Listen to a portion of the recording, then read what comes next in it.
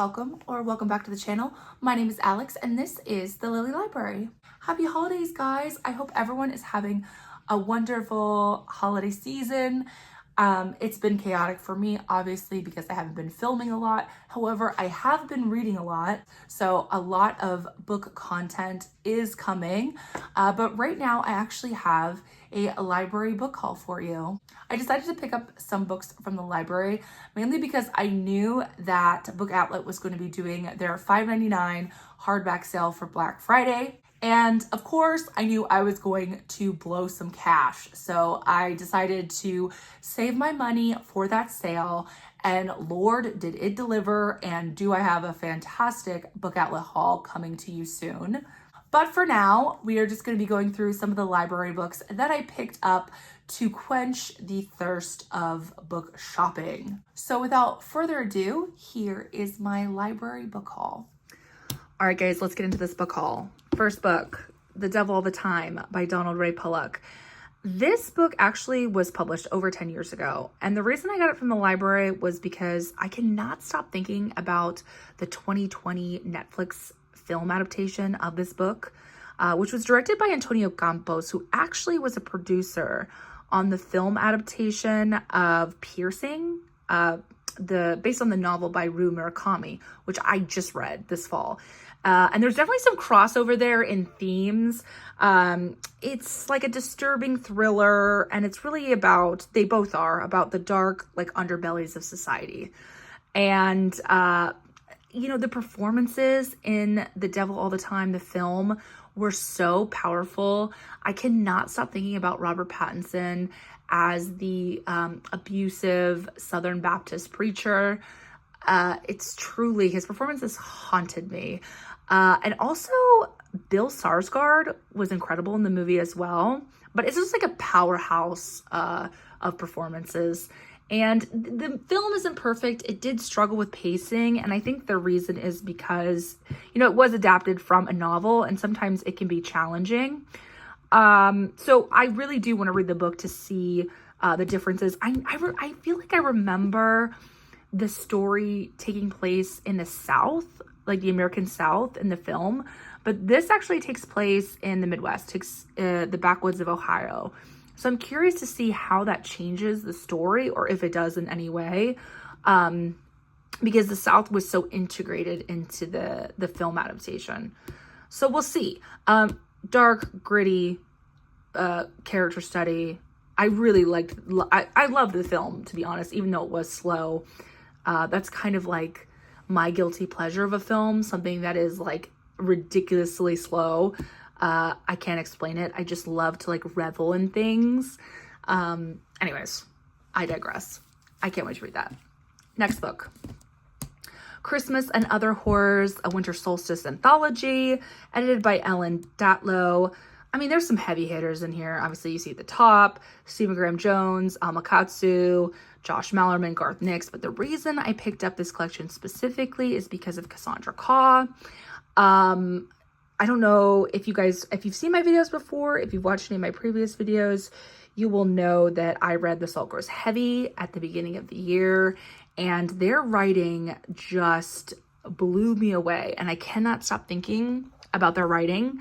So I need to read whatever short story they contributed to this collection. But obviously, I mean, come on, it's, you know, holiday horror. It doesn't get better. I love reading anthology horror based like seasonally, because I'm such a seasonal reader. So I'm really excited to get to that. Next, we have Alias Grace by Margaret Atwood.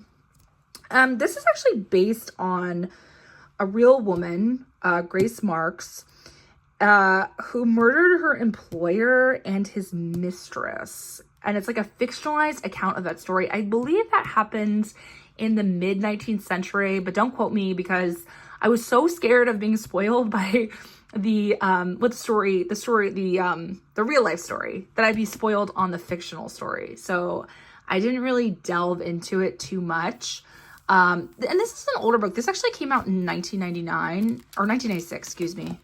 And you can see, I think it's been in circulation at my library since 1996, which is pretty incredible.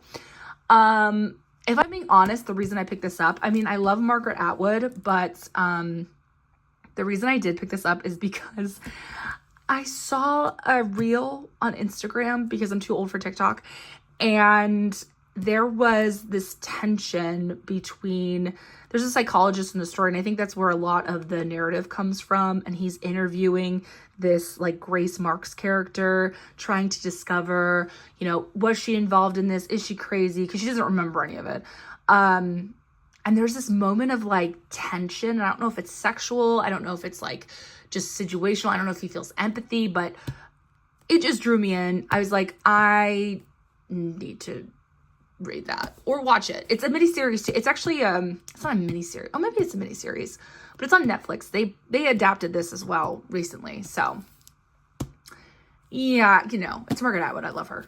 Okay, Scott Bakker or Baker. I'm sorry, I don't know how to pronounce it. The Darkness That Comes Before, The Prince of Nothing, Book 1. This is part of a trilogy.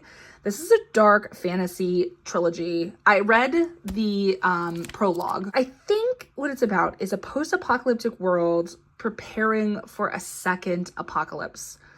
And it follows a man who was a prince before this dark time, which I think is in reference to like the Dark Ages, it seems to be. And he is kind of taken in by the spiritual group and becomes a monk, and then begins this pilgrimage. Anticipating it being a little more brutal, people were like, this is devastating. Like, this is so like violent and bleak. And I mean, it was a little dark in the, like, it is even in the prologue, like, and I guess, I mean, maybe I'm just jaded, and it's quite possible. I mean, I'm not going to put that past me, but I don't know. I didn't think it was that crazy.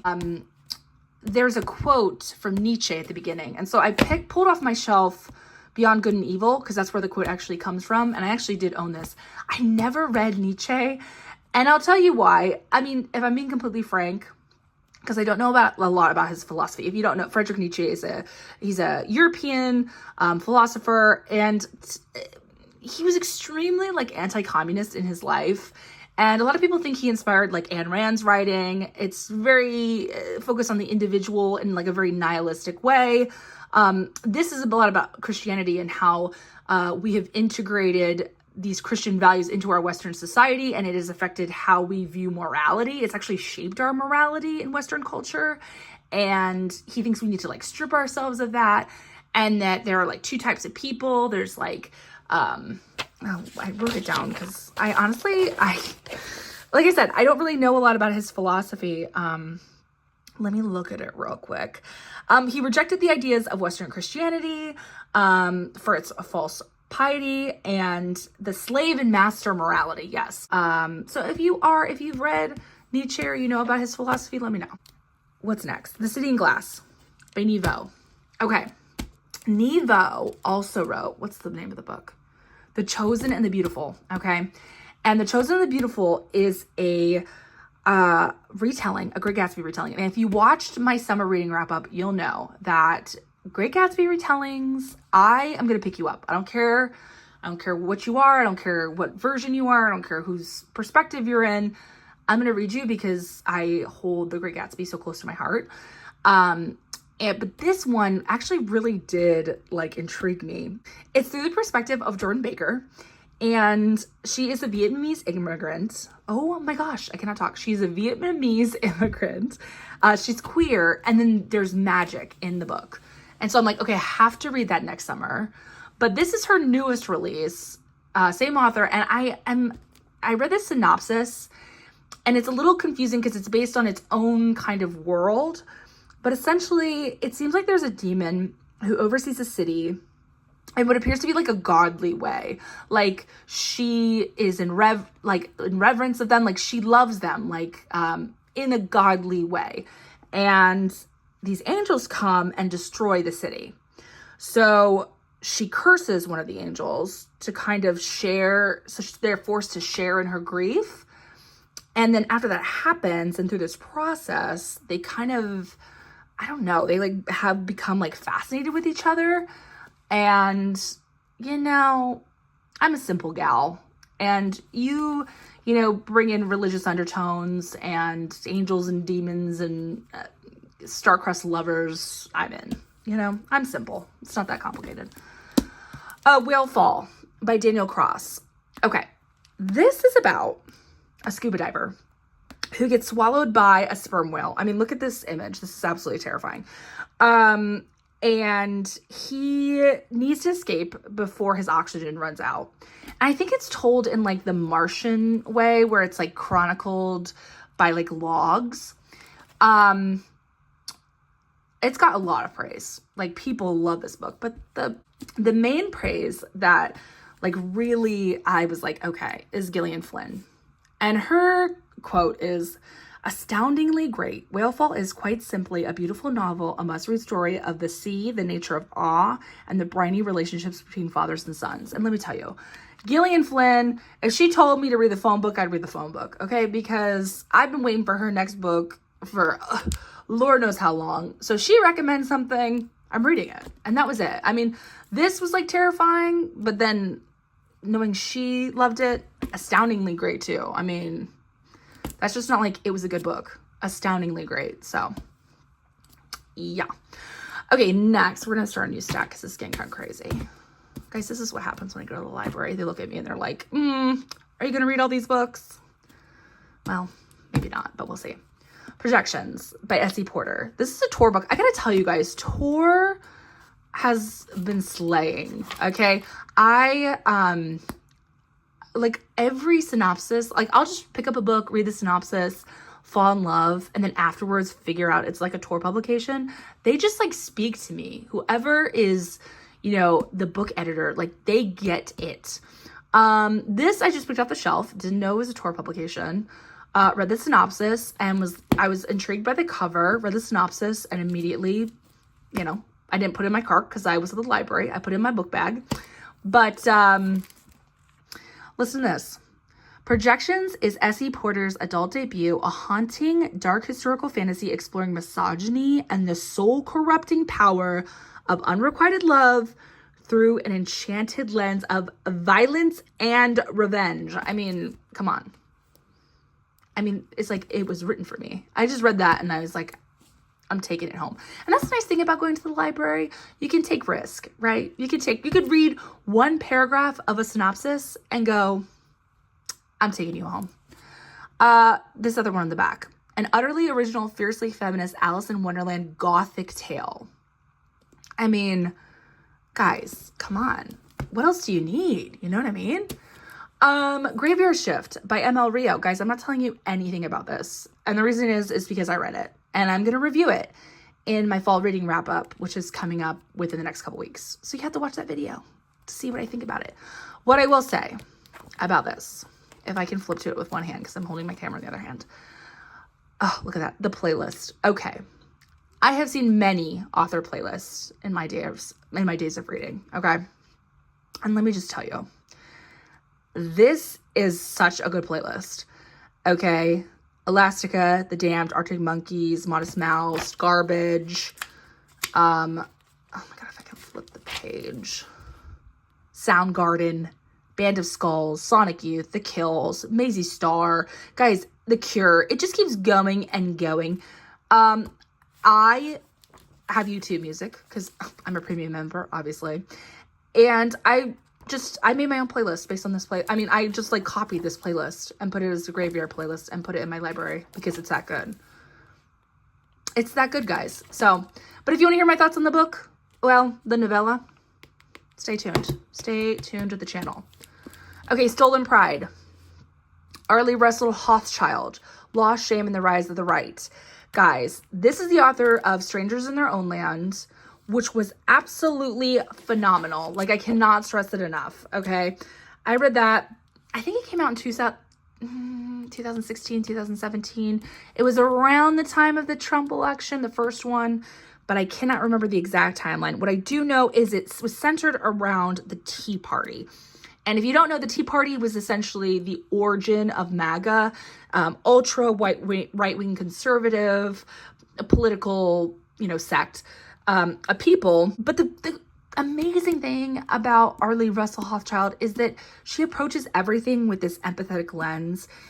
She has her convictions, like she knows who she is. She is a UC Berkeley professor, so like she is extremely liberal, but she's not judgmental. She's a storyteller. She's a journalist. She really tries to get to know these people and their perspective. And I think that is such a beautiful thing. She's such a treasure. Like, she just seems like such a compassionate person. And so I love to read her writing. This is about a Kentucky town. This is about Pikeville, Kentucky, Appalachia town. And basically this is about just the rise of like the fanatical kind of adoration of Trump that's happening. And obviously happening because he was reelected, as we know. This might be not for everybody right now because of the current political landscape. You know, you guys probably know by watching my channel at this point that I'm obviously a very liberal person. So this election was not surprising to me, but it has been very emotional. We really got to look out for each other. And, you know, it is important to learn, though, at the same time. Sometimes you can live in this bubble, in this echo chamber of just the same thing over and over and your ideas being regurgitated. I have, you know, family that is conservative, so I'm able to kind of see their perspective. I truly believe people are inherently good in my soul. I really believe that. And I think that we just experience, because of our life experiences, we're put on different paths. And then unfortunately, we can become radicalized by the patriarchal society that is in place, or we can be radicalized in good ways, radicalized in ways that make us more empathetic and understanding. So my point is that I ramble. And my point is that we need to take care of each other. And that Arlie Russell Hochschild is just a sweetie. Like, she really is just like, look at her. Like, she's just a sweetheart. I loved Strangers in Their Own Land, and I know I'm going to love this too. She humanizes people in ways maybe I could never. I probably could, but anyways, we're moving on. Last book, The Half-Known Life in Search of Paradise by Pico Iyer. Okay, so this is about different cultural perspectives on what paradise means. You know, is it, if it's on Earth, if it's in an afterlife, what that means to people. Like I said with, you know, this book, I believe people are inherently good, just in this very divisive society, you know. And I think that people, like I said, are just inherently good and have good intentions, and we're all kind of in search of why we're here and what it means to be here, and how, you know, trying to figure out how to live a fulfilled life. Anyways, maybe this will make me feel happy. Maybe it'll depress me more and I'll just fall into, you know, a vortex of sadness. Who knows? Luckily, I have that really incredible Graveyard Shift playlist to pull me out of it. So we're good, guys. Okay, this is my haul. What do we think? Oh, shoot. Have you guys read any of these books? I know some of them are new releases, so maybe not. Or seen any of the show adaptations, like Alias Grace. Have you seen that adaptation? What do we think? I'm excited. I think these are great picks. We'll see how many I get to, because I have a looming TBR to come. And then, guys, look at this. Look at this. These are books that I still have to review. And there's more. There's more than that, guys. There's more. So prepare for more things to come to my channel. I hope you like this more casual version of, you know, a book haul. I don't know, just mixing it up, trying new things. But I'll see you guys in the next video. Bye!